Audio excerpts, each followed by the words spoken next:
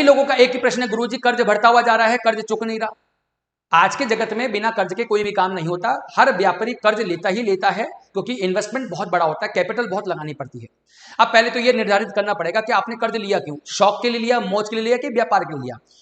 कोई बात नहीं, आपने कर्ज किसी भी चीज के लिए लिया, क्या आपने कर्ज चुकाने के माध्यम यानी धन भाव, लाभ भाव, अपना कर्म भाव, व्यापार भाव और नौकरी के भाव को एक्टिवेट किया कि नहीं किया?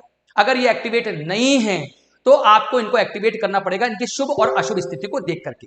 मान लीजिए अगर ये भाव बहुत अच्छे हैं, इनके ग्रह भी अच्छी युतियों में हैं, अच्छी दृष्टियों में हैं, लेकिन इन ग्रहों के पास शक्ति ही नहीं है, बल ही नहीं है, तो इनको बल देख करके एक्टिवेट करना पड़ेगा और कर्ज चुकाने के माध्यम बनाने पड़ेंगे।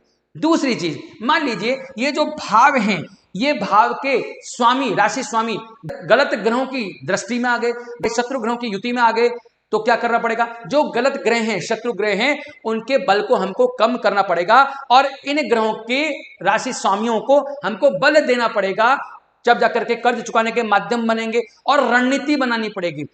तीसरी चीज, आपके कर्ज चुकाने की नीयत वो बहुत इंपॉर्टेंट रखती है, आपका स्वभाव। दूसरी चीज आपकी कर्मशीलता और ईश्वर में विश्वास। अगर ये सब चीजें करने के साथ में अगर आप इन अच्छे भावों को अच्छे से एक्टिव कर लें और इनके बेकार जो ग्रह हैं, शत्रु ग्रह को अगर निर्बल कर दें, तो कर्ज चुकाने के माध्यम खुलते हुए जाते हैं।